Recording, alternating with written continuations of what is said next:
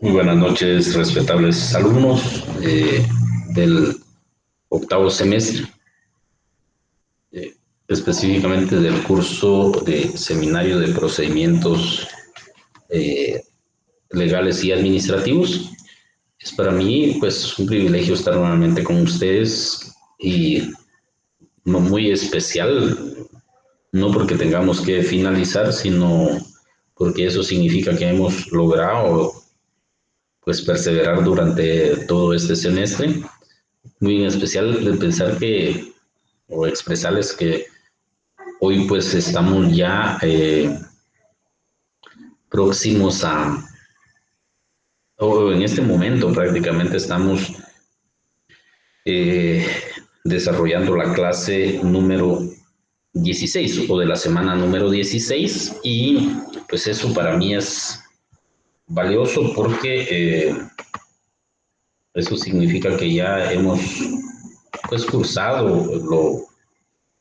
o hemos desarrollado este semestre, el octavo semestre, y pues eso nos coloca en una situación de gran satisfacción por el hecho de que pues cuesta mantener la perseverancia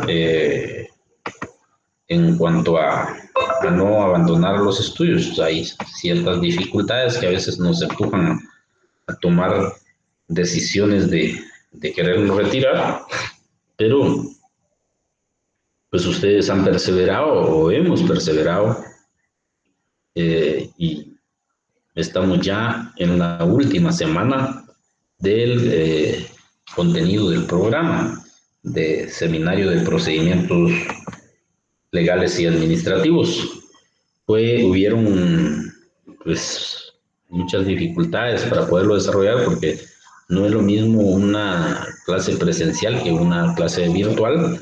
La virtual, pues, si bien es cierto, es una clase en la que ustedes pues no tienen ese contacto y esa discusión directa con el docente, pero aún así, pues para nosotros no han habido barreras para seguirnos desarrollando académicamente y por eso es que estamos acá.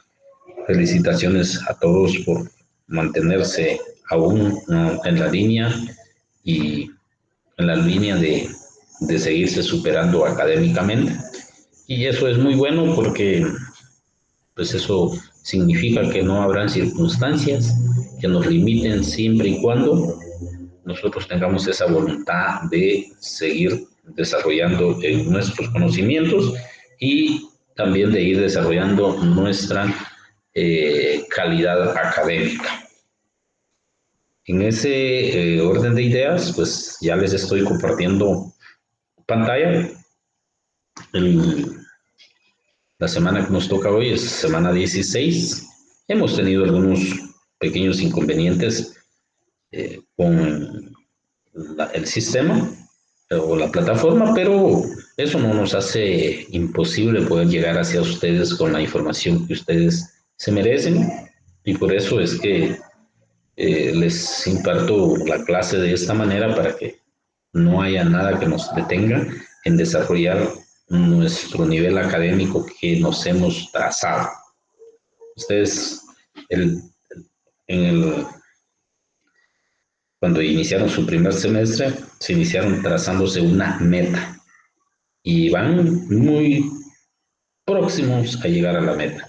Ya es un año y ya han terminado esta meta de cerrar pensum en las diferentes facultades en las que ustedes están, porque entiendo que en este curso pues hay más de una facultad. Con conocimiento que hay otras facultades que también reciben este curso, porque este es muy como general. Entonces, pues eso me place bastante saber que he podido tener la gran dicha y la gran bendición de tratar con gente luchadora como lo son ustedes y eso se me hace sentirme satisfecho, complacido y ante todo privilegiado. Eh, el tema que hoy vamos a discutir es la revisión de los informes finales y presentación del informe final escrito del seminario. El objetivo de la clase es que ustedes aprendan a estructurar el informe final de investigación. Específicamente ese es porque lo primero me corresponde a mí. Sin embargo, por la situación de que es una clase virtual y que somos muchos, un conocimiento que aquí en este curso está representado el país.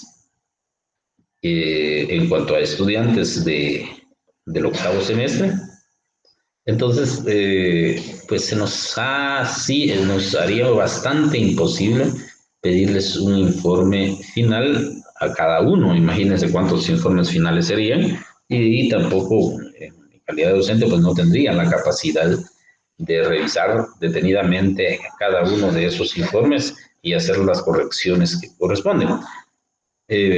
Por la cantidad de alumnos. Sin embargo, pues si así hubiera sido, pues ahí asumimos el reto si le entramos o no, porque sí sería una carga bastante fuerte. De hecho, las clases virtuales para nosotros los docentes han sido una carga bastante fuerte, pero también pues nos sentimos halagados el poder haber sido parte de esa formación de ustedes en este semestre. La verdad es de que las necesidades así lo exigían y pues asumimos el reto y también en calidad de docente aquí estoy con ustedes hasta el día final o hasta la sesión final que es la de el día de hoy. Eso pues para mí llevó una serie de implicaciones, complicaciones, pero en la medida de lo posible tratamos de cumplirles, tal vez no al 100, pero sí lo mejorcito posible, que por supuesto es muy entendible que no se pueden llenar las expectativas de todos, eso es bastante imposible y pues esa no fue mi misión, porque si hubiera sido esa mi misión, seguramente mi misión fue llenar las expectativas de la mayoría, pero de todos eso no es posible. No, yo creo que es frustrarse uno querer llenar las expectativas de todos. Pero sí estoy consciente y convencido que hay varios de ustedes o muchos de ustedes que pues les fue amena la clase. Y entonces estamos prácticamente, ya vamos a desarrollar esta clase que en principio dirán ustedes, este señor se está despidiendo, todavía no me estoy despidiendo porque tenemos que desarrollar esta clase que para mí es fundamental, es importantísima. Lamentablemente no es presencial, sino presencial, pues la presentación del informe final, la presentación tanto física como expositiva, pues es bien especial. Es bien especial porque ya ustedes serían los que tendrían que pues exponer cada una de las estructuras de su informe y eso es un gran privilegio. Pues las circunstancias en este momento no lo permitieron, pero eso no significa que tampoco vayamos a decirles o a enseñarles cómo debe estructurarse ese informe final.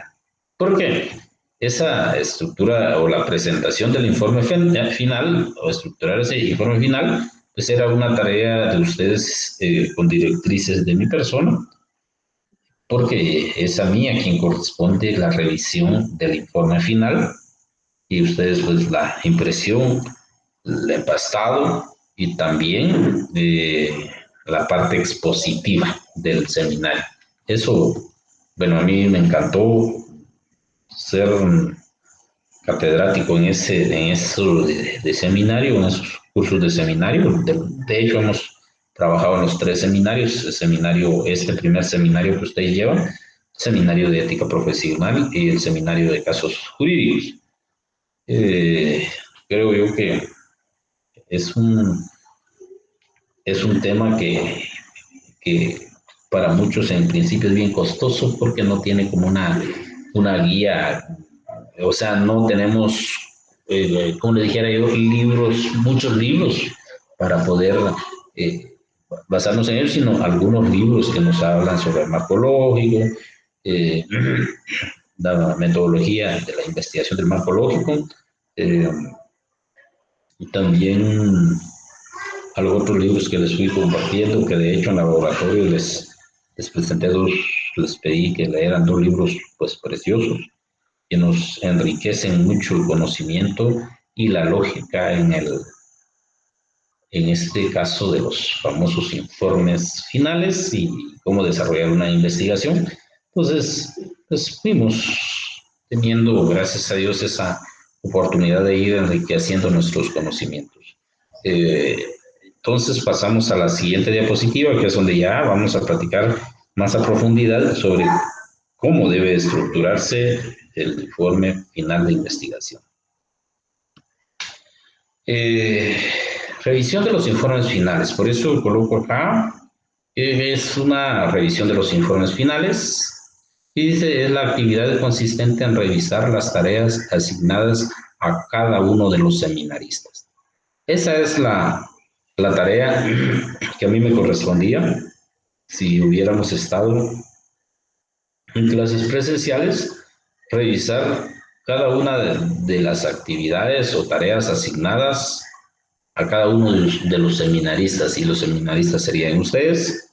Entonces, pero como bien lo repito, por las circunstancias actuales, pues no va a ser eso posible, y por la cantidad de alumnos que tenemos.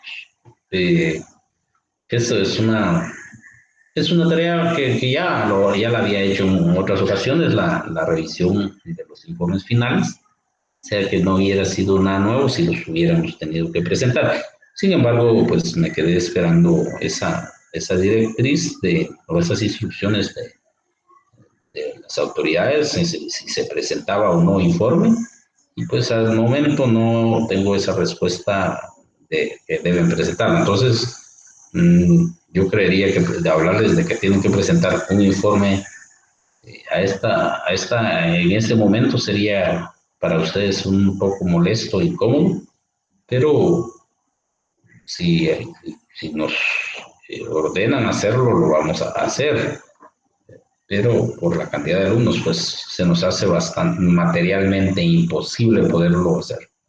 Bueno, entonces, siguiendo en la actual diapositiva, dice, la revisión debe realizarse en cuanto al contenido que tenga coherencia con la investigación que al inicio del seminario se haya planteado. Eh, Prácticamente esto tiene toda una estructura lógica y contenido eh, que debe ir pues de acorde a al tema que nos planteamos al inicio de la investigación o al inicio del curso. Eh, esa, es, esa es mi tarea, pues revisar esa parte, que sus contenidos sean los apropiados, y el contenido que no esté bien, pues recomendar replantear o volverlo a investigar. Pero como no fue así, pues no me queda más que decirles, porque esta no sería una clase, la semana 16 no sería una clase de la manera que yo la estoy impartiendo, sino la semana 16 sería ese momento importantísimo donde ustedes van a presentar su seminario escrito, y donde se hace con, ya pueden ustedes elegir en qué lugar lo podemos hacer, por supuesto que no sea contrario a las disposiciones de nuestra casa de estudios, y se pone alegre, pero hoy no fue posible. Pero sí, vamos a decir cómo se va a estructurar. Si ustedes recuerdan, normalmente la investigación se inicia formulando un efecto, un problema central y una causa. Eso es lo que iniciamos haciendo. Nosotros iniciamos formulando ese efecto, ese problema central y esa causa. Entonces, ya después hacemos como que una operación matemática y nos puede dar la hipótesis. Sin embargo, eh, de conformidad con el actual modelo dominó, tenemos un efecto, un problema central y una causa. Y después de eso seguimos nosotros haciendo el árbol de objetivos. Y en el árbol de objetivos pasamos nosotros a positivo el efecto y nos da el objetivo general. Pasamos a positivo el problema central y nos da el objetivo específico. Pasamos a positivo la causa y nos da el nombre, el medio de solución o nombre de la investigación. Eso es en el modelo dominó. Y dejamos para último la suma de el efecto problema central más causa. Y nos va a dar la hipótesis causal. También podemos pues, hacer la famosa hipótesis interrogativa que pues solo le cambiamos orden. Empezamos, ejemplo, diciendo, por ejemplo, si estuviéramos en este momento formulando la hipótesis causal, diríamos la disminución en los ingresos económicos de los gestores de la aduana de Santo Tomás de Castilla en los últimos 5 años por deficiencias en los trámites administrativos es debido a falta de protocolo para la agilización o para el ingreso de mercadería de Guatemala. Eso estuviéramos diciendo si estuviéramos formulando nuestra hipótesis causal, pero si estuviéramos formulando nuestra hipótesis interrogativa, lo diríamos al revés y diríamos la falta de protocolo de ingreso de mercadería a Guatemala por deficiencias en los trámites administrativos provocará disminución en los ingresos económicos de los gestores de Santo Tomás de la aduana de Santo Tomás de Castilla en los últimos 5 años. Abrimos signos de interrogación al principio y lo cerramos cuando decimos en los últimos 5 años. Ahí nosotros ya tenemos prácticamente esa hipótesis interrogativa, esa hipótesis causal y esa hipótesis interrogativa. Pero acá también yo lo tengo escrito, dice el efecto problema central más causa nos da la hipótesis del trabajo. Y de la hipótesis hay algo bien importante que de ella vamos a estructurar el marco teórico. Ese marco teórico que debe tener ese desarrollo de temas o esos temas que normalmente no pueden ser menos de 7 temas y esos 7 temas los vamos a sacar del marco teórico. Perdón, esos 7 temas los vamos a sacar de la hipótesis. ¿Cómo vamos a estructurarlos? Pues oportunamente ya lo vimos. Ejemplo, vamos a sacar esos 7 temas de lo que conforme la hipótesis. Y esos 7 temas los vamos a desarrollar respetando las reglas de las normas APA, de la 6ª edición. Eso es lo que nos corresponde hacer en cuanto a desarrollar ese marco teórico. Entonces, la repartición de tareas puede estar nosotros la podemos hacer, por ejemplo, por capítulos o por los elementos que integra cada uno de los capítulos y los anexos que acompañan el trabajo. Vean,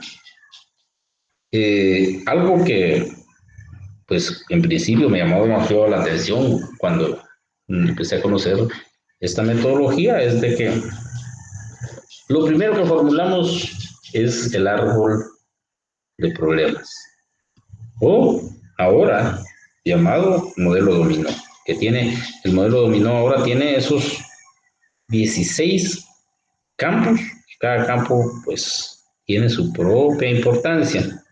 Sin embargo, se recuerdan ustedes que hay algunos campos, si ustedes ya vieron el modelo dominó, hay algunos campos que les están exonerados a los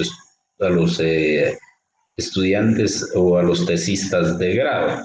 ¿Qué es grado? El grado que ustedes van a sacar de licenciados en ciencias jurídicas y sociales. Entonces, por ejemplo, el campo 8 y 9 les están exonerados, y otros campos allá, como es el plan de trabajo, como es el ajuste de costos y cuestiones así que se les han ido exonerando a manera de que nuestros futuros egresados pues no sientan muy difícil, mayormente con esto de lo difícil que es la realización del trabajo de campo. El trabajo de campo, pues como lo hemos repetido a bastedad, o hasta cansarnos, que se saca ese trabajo de campo de los capítulos 8 de los campos 8 y 9, perdón. El campo 8, que es prácticamente esas preguntas para la comprobación del efecto. Esas preguntas, nosotros vamos a hacer una serie de preguntas para comprobar nuestro efecto y se lo vamos a pasar a la población, ese cuestionamiento. Dependiendo la cantidad de población, así va a ser la cantidad de muestra que vamos a sacar o la cantidad de boletas que vamos a pasar a cada uno de a cada uno de las personas que vamos a entrevistar. Y en el campo 9, pues está también al igual ese esas preguntas claves que van en esa boleta o esas preguntas para comprobar la causa.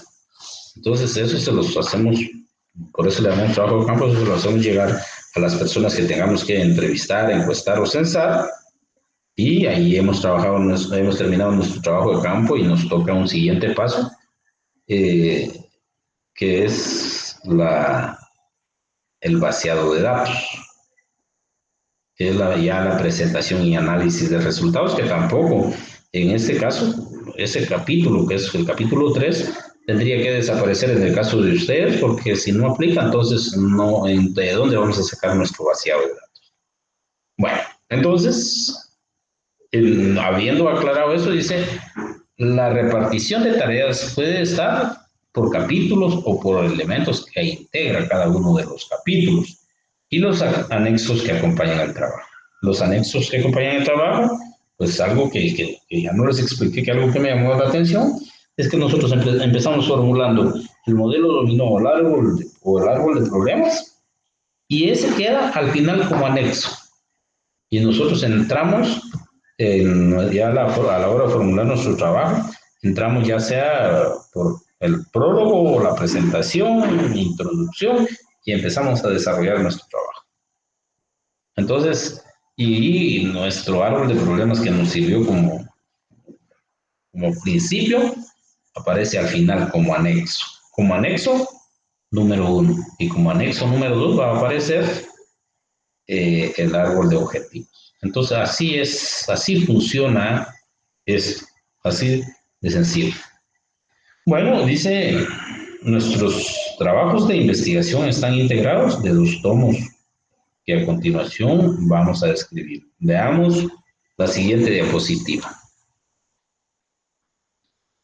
¿Qué nos dicen esos 2 tomos? El informe final dice estará integrado de la siguiente manera.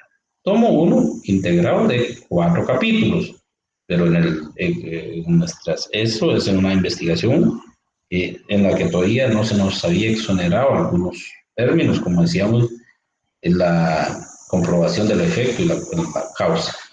Entonces, como la comprobación del efecto y la causa nos da análisis y presentación de resultados, y ese análisis y presentación de resultados, no, presentación y análisis de resultados, perdón, entonces eso nos da el capítulo 3. Y el capítulo 4, pues ya sabemos que está integrado por conclusiones, recomendaciones y bibliografía. Entonces, recapitulando y retomando el cauce de parte que se nos ha exonerado, que es esto de del trabajo de campo. Entonces, nuestro tomo uno tendría 3 capítulos. Capítulo uno, capítulo 2 y capítulo 3. Y los anexos, por supuesto, que acompañan al trabajo. El tomo 2 que está integrado por lo menos por 3 resultados y sus respectivos anexos. Bueno, vamos a hablar del primer tomo. Y dice, el primer tomo está integrado de la siguiente manera. Aquí ya lo vamos a integrar por capítulos, pero vamos a hablar también de los elementos que conforman cada uno de los capítulos. Y tenemos prólogo, presentación, la introducción que debe ser, eh, miren, yo pienso que es bien respetable eh, cada forma de hacer, por ejemplo, una introducción, pero la introducción de nosotros siento yo que, bueno, es la que más me gusta a mí, la introducción que nosotros hacemos, porque la hacemos de manera sencilla. Ejemplo, si yo estoy diciendo, estoy haciendo la introducción, voy a decir que el informe de investigación que aquí se presenta, denominado propuesta de protocolo para el ingreso de mercadería a Guatemala, eh, está integrado de la siguiente, o está estructurado de la siguiente manera. Y voy a decir, está integrado de 4 capítulos, o de 3 capítulos, dependiendo en qué momento estén, y esos capítulos están estructurados de la siguiente manera. Y termino diciendo, bueno, si voy a explicar el capítulo 1, digo, está integrado por el prólogo, presentación, introducción, planteamiento del problema, metodología, métodos y técnicas de la investigación y la justificación del problema. El capítulo 2 está integrado por el marco teórico, por supuesto, por ese conjunto de temas que integran el marco teórico. Y el capítulo 3, si, dependiendo del momento en el que estén, voy a decir, está integrado por la presentación y análisis de resultados. Y el capítulo 4, que está integrado por las conclusiones, recomendaciones y bibliografía. Además de los anexos que acompañan el trabajo. Aquí yo ya hice prácticamente una introducción. Como les decía, eso es lo que me gusta de la forma en que nosotros hacemos la introducción. Pues habrán otros que la harán de otra manera, pero yo creo que esa es una verdadera introducción, porque una introducción debe ser muy coherente y estructurada. Por ejemplo, dice que la introducción, dice que es el primer contacto que el lector tiene con el texto. Y ese primer contacto va a consistir en decirle al lector, o llevarle al lector, o ponerle a la vista al lector, cómo se llama el trabajo y de qué manera está integrado. O sea, esa sería de la forma más, para mí, de la forma más sencilla, práctica y entendible. Entonces, eso sería lo que nos correspondería hacer en la introducción. El planteamiento del problema, pues ya sabemos que nosotros normalmente para plantear un problema debemos partir de una manera muy general y aterrizar en lo específico. La metodología, que es ese camino a seguir en la investigación, y los métodos que están los método sintético, método analítico, método didáctico, método estadístico y las técnicas de la investigación. ¿Qué técnicas y herramientas vamos a utilizar en la investigación? La justificación del problema, que está prácticamente es en esta parte, es donde nosotros o el investigador tendrá que convencer o justificar ¿Qué importancia tiene su investigación? ¿Qué aporte trae su investigación si fuera tomada en cuenta? ¿Qué beneficios tiene su ejecución? ¿En cuánto se reducirá la problemática identificada? Eso es prácticamente en la justificación del problema. Si no estoy mal, está en esta justificación del problema, me parece que sí está en el modelo dominó, como en el campo número 11. Y luego vamos al capítulo 2, que les decía este capítulo está integrado por el marco teórico, y que los temas del marco teórico pues son extraídos, los extraemos de la hipótesis. Y que esa hipótesis, pues ya expliqué cómo está integrada.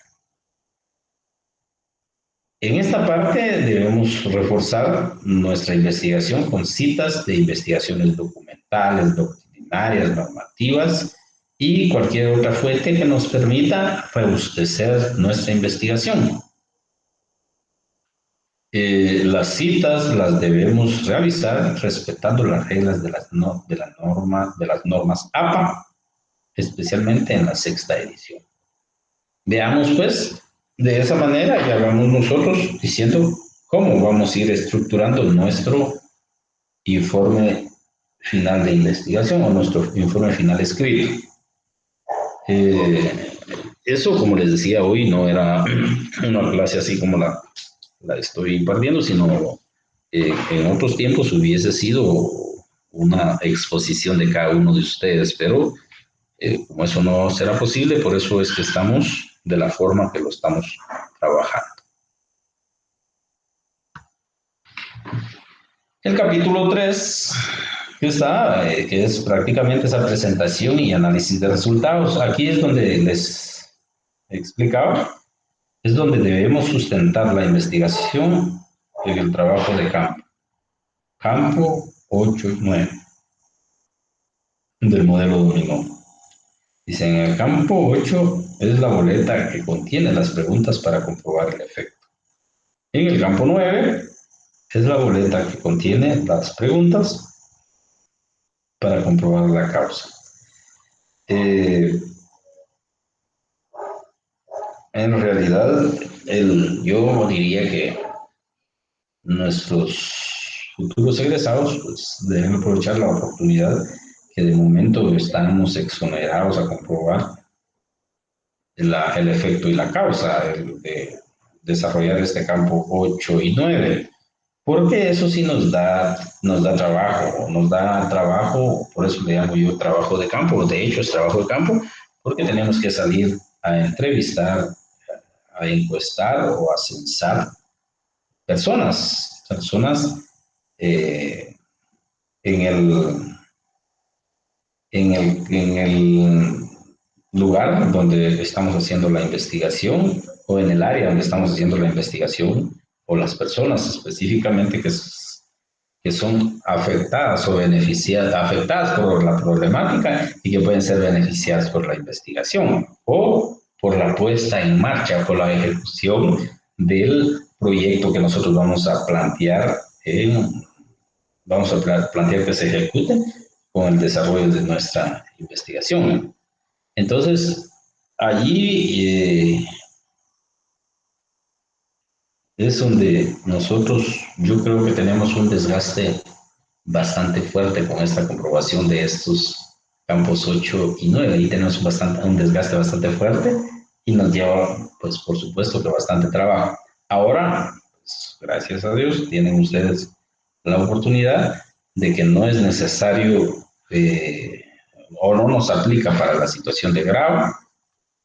Entonces, estamos exonerados de eso y sería de aprovechar la oportunidad. Bueno, realizado el trabajo de campo, nos corresponde realizar el vaciado de datos, lo que les decía yo, que eso es prácticamente ¿cómo les dijera yo? Esos cuadros, primero vamos a usar esos cuadros en la que eh, determinamos porcentajes. Y después pues usamos las diapositivas o ¿cómo es? Las gráficas, perdón. Y normalmente vamos a utilizar las gráficas. Hemos trabajado en su gran mayoría con las gráficas del pastel o las gráficas de pastel. Con eso hacemos nosotros graficamos nuestros datos y después que graficamos nuestros datos, hacemos las gráficas del pastel. Por supuesto, se hace una gráfica por pregunta, porque puede ser una pregunta, son 10 preguntas, por ejemplo, pero fueron 380 personas, por ejemplo, las que entrevistamos. De esas 380 personas, quienes dijeron que sí existe el problema y quienes dijeron que no. Sí, entonces, al ingresar los datos a la gráfica del pastel, pues esta nos tira porcentajes y colores. Normalmente trabajamos en colores rojo y azul. Entonces, esta nos da dos colores. Pueden haber más de dos colores dependiendo de la forma que se haya formulado la pregunta, porque la pregunta puede ser cerrada o abierta. En sí, por qué, o vamos a dejar que la persona que vamos a entrevistar pues se extienda un poco. Entonces, dice, realizado el trabajo de campo, nos corresponde realizar el vaciado de datos, que es prácticamente la actividad consistente en graficar los datos obtenidos en el trabajo de campo. Vean qué valioso, eso es prácticamente la forma en que vamos a hacer. El capítulo 4. Este está integrado por las conclusiones, recomendaciones y bibliografía. Ya sabemos, pues, que las conclusiones deben ser coherentes con el trabajo de investigación, pero deben entenderse como los hallazgos o apreciaciones finales de la investigación. Prácticamente va a ser todo esos obstáculos que nosotros encontramos o esas problemáticas que nosotros identificamos en la medida que fuimos desarrollando nuestra investigación. Y después, pues, nos corresponde hacer las recomendaciones, que las recomendaciones, como oportunamente lo discutimos en clase o lo escucharon ustedes en clase, deben ser coherentes con las conclusiones y deben entenderse como la propuesta de solución a la problemática encontrada o identificada. Entonces, eso no nos debe, no lo debemos perder de vista. Es la bibliografía que consiste en citar adecuadamente todas aquellas fuentes que nos ayudaron a robustecer nuestra investigación. Porque en realidad, si no nos fortalecemos de otras investigaciones previas o de información contenida en investigaciones previas, en libros, en leyes, pues se nos va a hacer bastante difícil como poder nosotros robustecer nuestra investigación solo con palabras propias. Normalmente eso es lo que se pretende en nuestra casa de estudios, que lo que nosotros trabajemos en nuestras investigaciones pues sea algo nuevo, que no sea solo de citar y citar a los autores, sino cuál es el aporte que nosotros dejamos en la investigación. Ejemplo, lo que se nos cruzó o se nos planteó trabajar al principio de este curso, que fue decir, bueno, pensemos en un tema distinto, pues, por ejemplo, hablar de un protocolo de ingreso de mercadería a Guatemala, que de todos modos, tengo entendido que la aduana Santo Tomás de Castilla, al parecer, no tiene terminal de embarque, por ejemplo. Entonces, pero fue como esto realmente por la forma en que lo teníamos que trabajar, teníamos que trabajarlo sobre un caso hipotético o casos hipotéticos. Eh, no nos, no nos, no pudimos discutir varios temas, porque lo que se hace cuando se elige el tema es de que se le pide a ustedes a los alumnos que nos digan si están de acuerdo o si tienen una mejor propuesta o otro tema y le damos forma y trabajamos con ese. Por supuesto, siempre respetando los parámetros del contenido del curso, o sea, de lo que no nos podemos salir es de esos parámetros que nos da el contenido del curso. O sea, aquí prácticamente nos dice, podemos trabajar en la ley de lo contencioso administrativo, materia administrativa, eh, no me recuerdo si aquí también tenemos esta facultad, pero ahí prácticamente nos dice en qué temas tenemos que trabajar y no nos podemos salir de eso. Podemos ver otro tema muy importante, muy bonito, pero si no está dentro de los temas que nos señala el contenido del curso, pues no podemos salirnos porque, si bien es cierto, existe esa libertad de cátedra, pero hay lineamientos y directrices que deben respetarse. ¿Por qué? Si no, esto fuera discrecional. Y si fuera discrecional, todos hiciéramos lo que mejor nos parezca y eso pues no es bueno. Entonces pasamos a la siguiente diapositiva y, y coloqué en letra pequeña los anexos que acompañan el trabajo. Vean, colocamos los anexos en el orden siguiente. Anexo 1, árbol de problemas. Anexo 2, árbol de objetivos. Anexo 3, cálculo de la muestra. Anexo 4, que el cálculo de la muestra, les voy a decir mi particular punto de vista, no sé si aún aparecen las investigaciones, pero si no ejecutamos el campo 8 y 9 o no trabajamos el campo 8 y 9, no tendría sentido el cálculo de la muestra, porque el cálculo de la muestra nos sirve para ingresar los datos de la población que vamos a estudiar y que nos tire un número de muestra de las boletas que tenemos que pasar. Y si no, pues no tendría mucha relevancia este cálculo de la muestra. Tenemos el anexo 4, que es la boleta para comprobar el efecto. Por supuesto, lo que decíamos que si los campos 8 y 9 no se prueba, no se demuestra o no, el trabajo de campo no se realiza, pues no tendría también sentido que aparezca esta boleta para comprobar el efecto, igual también la boleta para comprobar la causa.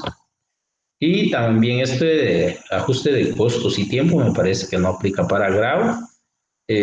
La matriz de la estructura lógica en el nexo 7, que sí está integrada, esta matriz de la estructura lógica está integrada por aquellos 4 elementos que oportunamente conocimos. El plan de trabajo, que me parece que tampoco es obligatorio en el trabajo de grado, en la investigación de grado, y el presupuesto anual. Después de colocar los anexos, corresponde pues el resumen de los resultados propuestos en nuestro proyecto de investigación. Estos también llevan sus propios formalismos. Como dijera, o como lo dije, tal vez ahorita ya se han hecho algunos cambios porque nuestra investigación en nuestra casa de estudios pues es dinámica, es cambiante y pues nuestras autoridades superiores pues siempre siguen en ese dinamismo de buscar la mejor calidad académica. Y supongamos que en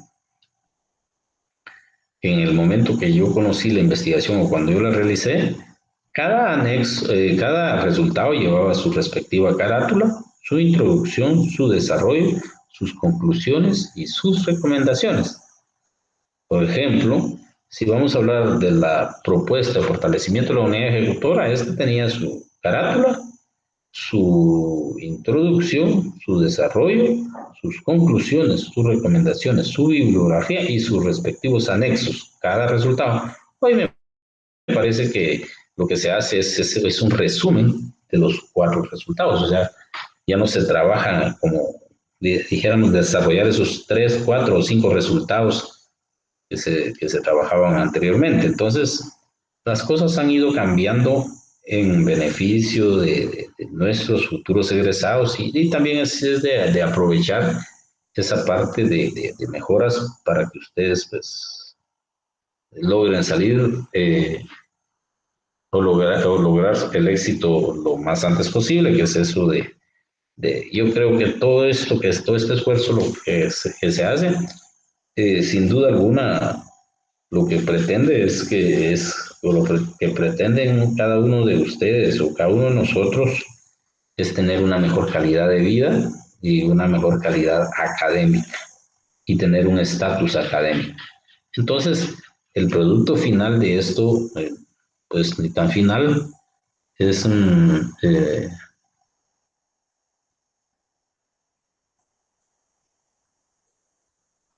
nuestro producto final, que tal vez no es tan final como lo dije y lo contradije, dijera alguien, es graduarnos.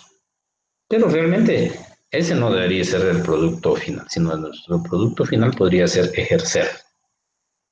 Porque si ejercemos, pues tenemos una mejor calidad, vamos a tener una mejor calidad de vida y nos vamos a dar a conocer qué es lo que, como les decía, lo que normalmente se pretende es eso, ese producto final, que es eh, graduarnos y ejercer. Bueno, de esa manera, pues llegamos ya a la parte de las preguntas. Tenemos la semana 16, pregunta uno, que nos corresponde colocar después de los anexos del tomo uno. Consiste en sustentar la investigación con el trabajo de campo. Está integrado por 4 capítulos y sus anexos. Es la actividad consistente en revisar las tareas asignadas a cada uno de los seminaristas. Semana 16, pregunta 5. Se estructura de la hipótesis. De esa manera, llegamos a la parte final de la sesión o de la semana 16 y